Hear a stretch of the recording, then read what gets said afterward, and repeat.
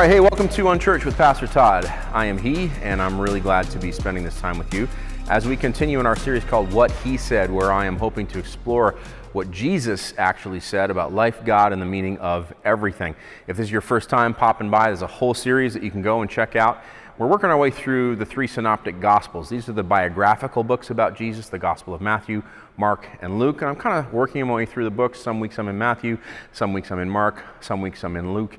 And we're kind of progressively landing on those powerful moments where Jesus said crazy things about life, God, and the meaning of everything. And I'm hoping to help you perhaps redefine your view and practice of Christianity in light of what Jesus actually said. And because this is Unchurched, if you're just kind of poking around the story and the person and the way of Jesus, you're curious about it, you're not sure, then I'm hoping to maybe give you a fresh look at what Jesus actually said. Because God knows there's a whole lot of noise that has attached itself to what Jesus said over the course of 2,000 years of church history, and much of what we as, and I speak of myself here, as organized Christianity have added to what Jesus said is bunk, and much of what we have added to his story has caused nothing but trouble. So I'm hoping to, by focusing on what Jesus said, I'm hoping to maybe strip away some of the nonsense that we have added into the mix over the last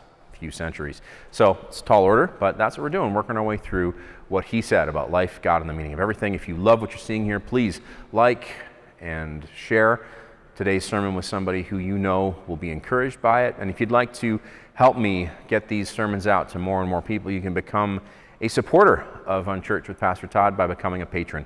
You can find me at patreon.com/unchurched. And thank you to each one of my patrons. I really appreciate you. You're a huge encouragement to me. Thanks for supporting this work. Today, what he said about purity culture. You're like, I can't believe. Well, maybe you can. I can believe Pastor Todd is going to take a shot at purity culture. I thank God that I lived long enough to come to this moment to be able to preach this sermon to you. Purity culture is a very bad thing. You're like, say what? Well, look it up. Just Google purity culture. You will find blog after blog, podcast after podcast, essay after essay, relating to the damage that was caused by purity culture over the last 2 or 3 generations. I'm 48, so I was a teenager in the 90s, and in the 90s, purity culture was in its heyday. And so much of what we did in the Christian church in that era of Christendom was focused around what not to do as a teenager, what not to drink, what not to wear, what not to listen to. I mean, I don't know if you're my peer, then you were at events where, kids were riled up into a spiritual frenzy and urged to bring their filthy CDs down to the front. And I was at burning parties where there was, a big drum and with fire, and people would, weeping, throw their filthy CDs into those drums and, repent of their evil ways and commit to walking in newness of life. Now, in some ways, those are good things, to repent of your evil ways and walk in newness of life. Well, I'm a fan of that. But this was attached to all these judgments that were placed on things that were determined to be either good or bad by the religious elite. So, some music was, the whole Christian music industry came into being to try and keep Christian young people away from the evil music of the world. And if you're thinking this is ridiculous, well, it's because purity culture has taken several blows to the neck in the last 2 generations, which I think is a very good thing. But there was a day when, if you listened to anything but Christian music, you were considered, a backslider or a bad person, or at the very least a bad Christian. And you were encouraged as a Christian young person to, live a life that was pure and separate from, the lives of your peers. Now, in some ways, that's good, because I encouraged my kids not to live the way their peers were living. I encouraged them not to get into drinking and carousing on the weekends. I taught them about human sexuality in view of what Jesus teaches us about self-giving love that does no harm. I taught them that sex is not a toy. It's not a pursuit that is meant exclusively for your own pleasure, that you're not to use other people for fun. Of course, I taught them all these things, but I did not urge them to listen to only ghettoized Christian music. I did not urge them to only watch ghettoized Christian media, and that is, to a large extent, what purity culture was all about. The message was, good Christian kids don't smoke, drink, or dance, and don't go with girls who do. And you might think it's a joke, but like Christians of my generation, if they grew up in purity culture, are terrible dancers. Why? Because they never went to a club. They really never went to a high school party. They never did the things that so many of you would just take for granted. And so to this day, when I'm at a party where people are dancing, I mean, I have some rhythm because I'm somewhat athletic, but I can't dance worth a lick compared to my friends who grew up going to high school parties. Now look, I would pop into those parties, and yeah, there were kids who were, three sheets to the wind, drunk out of their mind. There were, kids that I know who were doing things sexually that I think they grew up to regret. There were people I know who, fell into substance abuse and addiction. And so I'm not saying that those things are good. I am saying that the way of Jesus is good. And I've said this week in and week out, the way of Jesus is all about self-giving love that does no harm.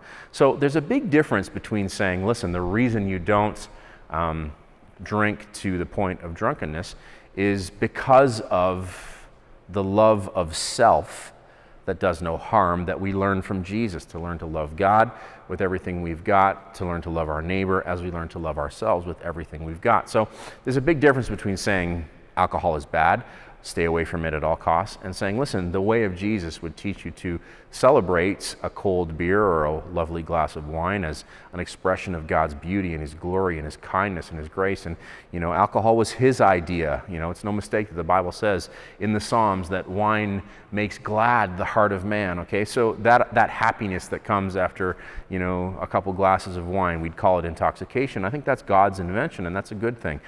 Drunkenness is not. Drunkenness as a way of life is a destructive way of life, and Jesus came to free you from destruction and to invite you into a life of beauty. But there's a big difference between focusing on Jesus' way of self-giving love that does no harm and reducing the world to a list of do's and don'ts whereby we divide the good people from the bad people. I know people who bought wholesale into purity culture, and they were so divorced, they'd never kissed a girl, they'd never, had any physical interaction with a girl, and when they finally got into the marriage context, their sex life was a disaster. And I'm not saying that was the case for everybody, but I'm saying I know more than one couple for whom that was their journey. So I'm not saying that we should say to our kids, throw off all restraint and go out and do whatever you want to do. No, because the way of Jesus, the way of self-giving love that does no harm, would urge us to a different path. But I don't think the way of Jesus, the way of self-giving love that does no harm, invites us to the path that purity culture invited us to. So do some research for yourself. Look up purity culture. Again, if you grew up in the era when purity culture was extremely popular, then I'm preaching to the choir. You're already with me, I expect. Or you're against me, and that's fine. If you're against what I'm saying here, I imagine you've already clicked away to watch a different kind of preacher. But here's what he said about purity culture. This is taken from Mark chapter 7, verses 1 through 23. So this is a bit of a bigger section here. Again, I'm in the Voost translation. Here it is, Mark chapter 7, verses 1 through 23. And there gather together to him the Pharisees, so this is the religious elite, and certain ones of the men learned in the sacred scriptures who came from Jerusalem. And having seen certain ones of his pupils that with unhallowed hands, that is, unwashed hands, were eating the loaves, they found fault. For the Pharisees and all the Jews, unless they wash their hands meticulously in a ritualistic fashion, do not eat, habitually keeping carefully and faithfully that which was delivered from the elders to be observed. And from the marketplace, if they do not wash, they do not eat. And many other things there are which they received for the purpose of keeping washing of cups, and pint measures and copper vessels. Both the Pharisees and the men learned in the sacred scriptures went to asking him, "Why are not your pupils ordering their manner of living according to that which was delivered from the elders to be observed, but with unhallowed hands are eating their bread?" So the religious elite here are going at Jesus because his disciples are no longer washing their hands in a way in which good Jews should have been washing their hands. So in Judaism at the time, purity culture was really reduced to two things: cleanliness and Sabbath observance. We'll talk about this in a minute. So that's why the Pharisees are coming at him today, because they've observed his disciples not properly washing their hands. And he said to them, "Oh, I love me some Jesus." Check him out here, okay? He goes right for their jugular. And look, if you're a religious person, he's going right for your jugular right here, okay? And in so much as I still have religious person tendencies lurking in my dark heart, he's going directly at me here. "Well did Isaiah, the prophet, prophesy concerning you, the hypocrites, as it stands written, this people is constantly honoring me with their lips, but their heart holds at a great distance from me.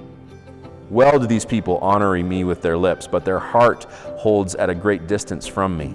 But in vain they are worshiping me, while they are teaching as doctrines commandments of men. Having abandoned the commandment of God, you are carefully and faithfully keeping those things which men delivered to you to be observed." And he was saying to them, in a very beautiful way, "You are constantly making the commandment of God null and void, in order that which has been delivered to you for observance you may keep. For Moses said, 'Be paying due respect and reverence to your father and your mother, and the one who is constantly reviling father or mother, let him come to an end by death. But as for you, you are saying, if a man should say to his father or mother, Korban, which is a gift, whatever from me you may be profited, no longer are you permitting him to do anything for his father or his mother." I'll explain Korban, don't despair, I'll explain that in just a minute. "You are rendering void the authority of the word of God by that which has been delivered to you to observe, which in turn you are delivering over to another to keep, and many things of this kind you are constantly doing." So basically what he's saying here is your whole religious system is making the actual commandments of God null and void. So he is saying like incendiary stuff here, the kind of stuff that ultimately got him killed. He's saying your religion is a farce. He's saying your human-made ordinances and commandments are actually erasing the power of God's actual commands. And having again called to himself the crowd, he was saying to them, "Hear me all and understand." Check this out. Check this out. This is Jesus. He actually said this. "There is not even one thing from the outside of the man which entering him is able to defile him. But the things proceeding out from the man are those that defile the man." He's a radical. "And when he entered into residence away from the crowd, his disciples went to asking him about the illustration. And he says to them, in this manner also, as for you, are you not understanding?" He's like, what, you don't get it? "Do you not know that everything which from the outside enters into the man is not able to defile him, because it does not enter his heart, but his intestines, and goes out into that which is designed to receive it? This he said, making all the foods clean." So what he's doing here is he is slaying Jewish kosher laws once and for all. He is slaying once and for all the religious elite of his day's obsession with cleanliness and uncleanliness. He is by extension slaying your obsession with religious propriety. He's a wild man. "For from within, out of the hearts of men, are constantly proceeding the depraved thoughts, fornications, theft, murders, adulteries, covetousness, perniciousness, deceit, wantonness, a malicious, mischief-working eye, malicious misrepresentation, pride, folly. All these pernicious things from within are constantly proceeding and are constantly defiling the man." Oh man, Jesus. You're like, I've never heard this preached before. Right, because it is like absolutely destructive to the religious control industry. Absolutely destructive. It was absolutely destructive then, which is why they tried to destroy him, and it's absolutely destructive now. Jesus, he's wild. So let's unpack what Jesus had to say about purity culture. So I said it while I was reading. First century purity culture was obsessed with Sabbath observance, and we've talked several weeks already about what Jesus had to say about the Sabbath and about breaking the Sabbath. So he's already attacked that one sacred cow of Judaism in his day, and then here he attacks the other sacred cow, which was ritual cleanliness. After the temple was destroyed in 70 AD, the laws around ritual cleanliness and uncleanliness were codified over years and years and years into today's kosher system in modern Judaism. And I'm saying this as a guy who grew up in Israel, who loves Israel, who loves Israeli culture, who holds a very high view of Judaism. But in modern Judaism, I don't think it's really stretching the point to say much of Jewish practice today has been reduced to those two things, as it was in Jesus' day, whether or not you observe the Sabbath and to what degree, and whether or not you keep kosher and to what degree. So Jesus is going at the religious power structure of his day, and today, in so much as you and I are religious, he's going at us. Here's why Jesus thinks that purity culture was a failed experiment then and is a failed experiment now. One, because it substitutes lip service for heart service. That's what he's saying in verse 6. In the modern translation, he says, "These people worship me with their lips, but their hearts are far from me." Touche, preacher. How many so-called Christians have you met who, say all the right things, but their hearts are clearly far from God? You're like, whoa, I've been guilty of that. Okay, I've been guilty of that. All of us are guilty of that from time to time. I think it gets really dangerous, and I think Jesus really hates it when that way of living becomes your way of living, that you pay lip service to the way of Jesus, but your hearts are far from him. Jesus doesn't want to just change your lips. He doesn't want to just change what you say. He wants your heart. He's difficult. Okay, he doesn't really care about outer observance. He doesn't really care about the music you listen to, or what you drink or don't drink, or what you eat or don't eat, or what you drive or don't. He doesn't really care about that. What he cares about is your heart. He wants your heart. To give your heart to Jesus is almost impossible, which is why much of Christian history has reduced Christianity from heart service to lip service, from true soul allegiance to the person and the way of Jesus to, an agreed upon list of do's and don'ts. Am I getting to you? It's much easier to, follow an agreed upon system of do's and don'ts than it is to give your whole heart to Jesus. This is why Christendom is so sectarian. It broke into, over the course of hundreds of years, all these different offshoots and sects and denominations where, in this group, these are their sacred cows, and in that group, these are their sacred cows, and in this group, these are the things they do and don't do, and in that group, these are the things they do and don't do, and all these groups kind of throw stones at each other and criticize one another and hold themselves up as the paragons of ideal Christianity and look down their noses at all the losers who still haven't gotten it right. Exactly like what was happening in Jesus' day. So all that's got to stop. He doesn't want lip service. He wants heart service. So difficult. Rather than give him our heart, I think we'd rather invent a whole new system of fake worship. This is what he's talking about in verses 7 and 8. Here they are right here. He's offensive. Verse 7, "But in vain are they worshiping me, while they are teaching as doctrines commandments of men.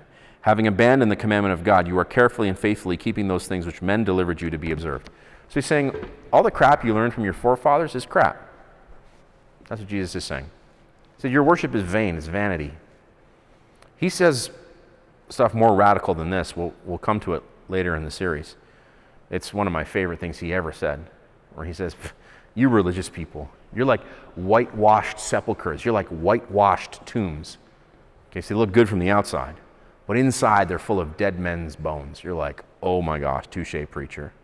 So much of organized religion is just that. It's got this shiny, happy facade, but inside it's filthy and corrupt and disgusting. Instead of truly worshiping Jesus, which means giving him our heart, which means learning the impossible way of selfless love that does no harm. It's impossible except for God's help. It's impossible except for you being empowered by the Holy Spirit to do that thing which in your own strength you cannot do. Instead of doing that impossible thing, we invent a whole other counterfeit, fake system of worship that is based upon these traditions, these dogmas that we have learned from our parents, which they learned from their parents, which they learned from their parents. It's as if at some point we said, you know what? I've got a better idea. If you ever stare deeply into the way of Jesus and come away thinking, you know what? I've got a better idea. That's a bad idea. That's a bad idea. And look, the only way to combat this is to learn the story for yourself. That's why this kind of preaching can be valuable. But beyond just this kind of experience, you need to study the story of Jesus for yourself so that you can know for real what he was about and what he wasn't about, what was important to him and what wasn't.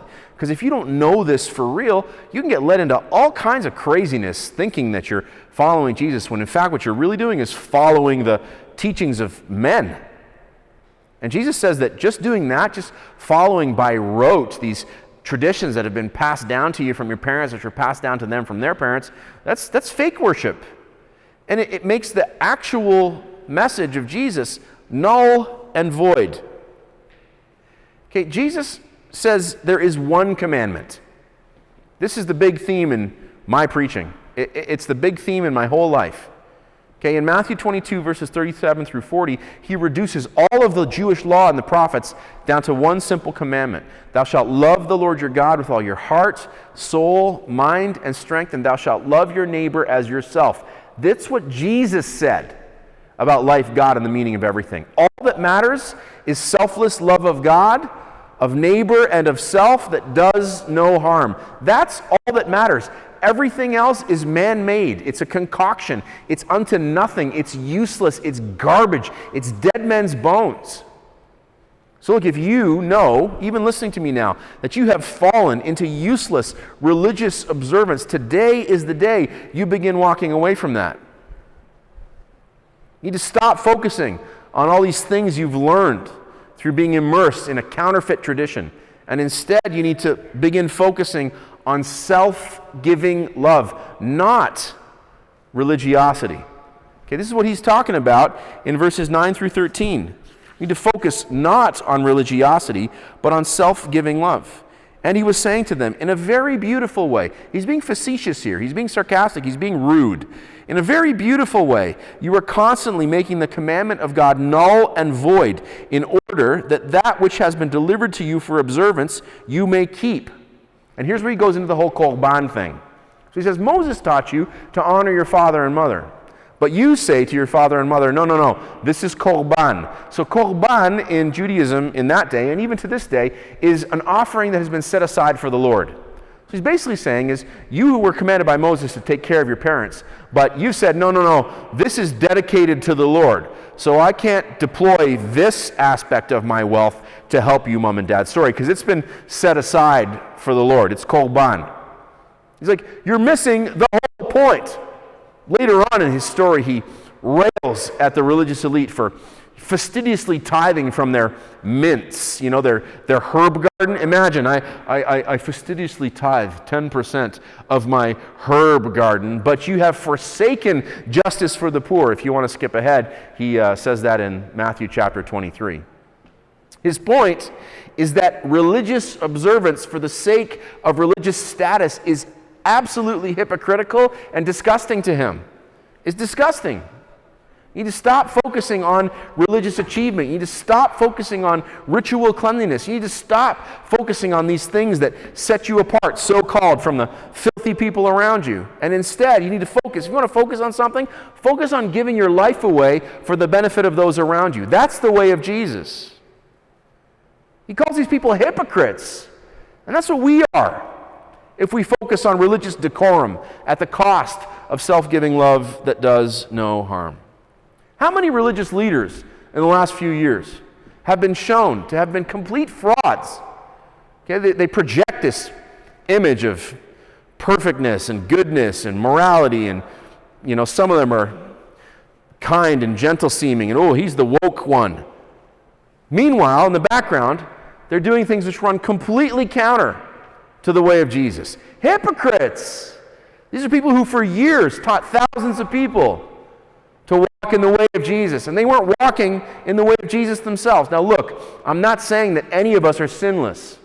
That's one of the problems of purity culture, that we elevate, men like me, preachers, and we say, that's the holy man, he's the God man, he's the godly man, that's the man of God up there, he's not like me, his life is perfect, unlike mine, he never sins. That's totally not true.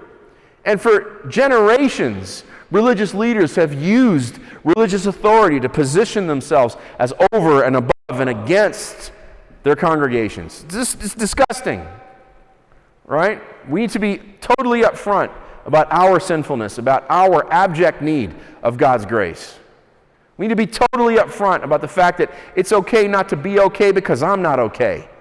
Right? If you're a church leader, you need to stop it. If you've been projecting perfection, goodness, I've got it all togetherness, instead of brokenness and humility and a need of Christ. I don't mean that you need to be soft or, come across in a way that is weak.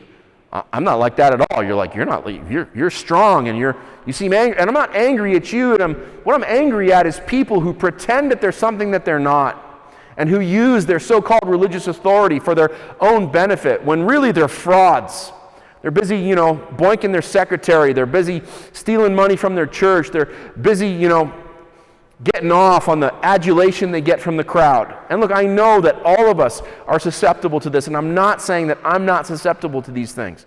But I am saying that if you want to follow Jesus, you need to put to death those tendencies. You need to be upfront about your human frailty, and you need to focus on the one thing that we know from Jesus' own mouth is good and true, and that is the way of self-giving love that does no harm, which means in every situation, you need to do what you can to give your life away for the benefit of others.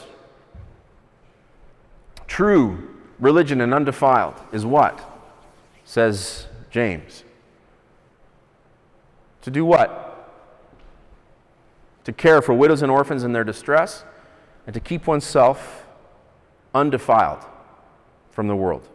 So you're like, wait a minute, what's he talking about there? Well, he's talking about living the way of Jesus, which sets you over and against the way of the world. And he's talking about caring for those in need, which is another way of saying, learn the way of Jesus, the way of self-giving love that does no harm. Jesus hates religious hypocrisy. He hates it, which is why he says as we close in verses 14 through 23, do you not know that there is not even one thing from the outside of the man which entering him is able to defile him, but the things proceeding out from the man are those which defile the man? So here's where he lays an axe to their purity culture. Nothing you consume can make you dirty. Okay, my parents taught me this. Okay, there's nothing that is physical in the world that is in and of itself evil. Physical things are spiritually, morally neutral. A brick is a brick. It can be used to build a house, or it can be used to beat in the head of your enemy. Okay, it's a morally neutral thing. It's just a brick. It's a physical thing. Beer is just a drink. If you drink yourself into a stupor day after day after day, then yes, it's become a destructive thing that is leading you into a destructive way of living, but that doesn't mean that beer in and of itself is destructive. Okay, sex is a good thing. God invented it. He thought of it. It's beautiful and glorious and awesome. Used for the sake of your own pleasure at the expense of someone else, it can become destructive. It can become a horrible weapon. It can leave a legacy of ruin and destruction, and it has done so in the lives of so many that you and I know and love. Nothing from the outside can defile a person. That's what he said. So he kills their obsession with kosher law. He kills in this moment our obsession with modern morality. He kills it. That's what he said. It's the heart that counts. He said, from the heart proceed all these evil things. How's your heart? Where's your heart at? Instead of focusing on what you do, maybe focus on your heart. This is we get the equation wrong. We focus on teaching people not to do all these bad things, when instead we should be focusing them to learn to love Jesus with everything they've got, to learn to love their neighbor with everything they've got as they learn to love themselves. Can't you see that if you learned that way of self-giving love that does no harm, you wouldn't sin against God. You wouldn't sin against others. You wouldn't sin against yourself, because how could you sin against someone when you're actively doing everything you can to love them, to prefer them, to lay your life down for them? We just flipped the equation on its head. And in so doing, we destroyed vibrant spirituality in our age. Why did we do that? Why did we flip it on its head and focus on teaching people all the things they're not supposed to do instead of teaching them the love of God in authenticity? Because to love God is difficult. To learn to love others is difficult. To learn to love yourself is difficult. It's almost impossible. It requires the supernatural power of God working with you to make it happen. And that's something that is hard to codify, hard to understand, and hard to sell in a package in a Christian bookstore. But in our fixation on codifying purity culture, I think we've all but destroyed authentic Christianity in our age of the world. So we need to stop it. It's not too late. We need to go back to basics. What are the basics? Love God, love neighbor, as you learn to love yourself. It's the heart that counts. All your problems are selfishness problems. When he goes through this list, that's what he's getting at. Look at these things and tell me that they're not all rooted in selfishness.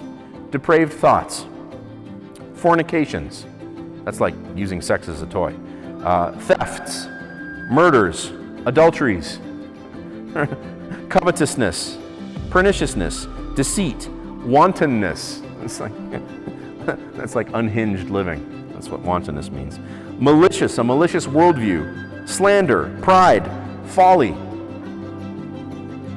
These are all selfishness problems. The cure for our sin problem, Jesus says, is not a better religious system. That's the whole point of this sermon. Okay, the cure for your sin problem, the cure for my sin problem, is not a better religious system. The answer the world is looking for is not a better religious system. The cure is death to self. Period. That's what Jesus said. The cure is death to self. The answer is death to self. You want to fix the world? Die to yourself. You want to fix the world? Die to yourself so well that your death to self begins to inspire others to do the same. Hear me. The answer is death to self. That's what Jesus said. That's what Jesus said.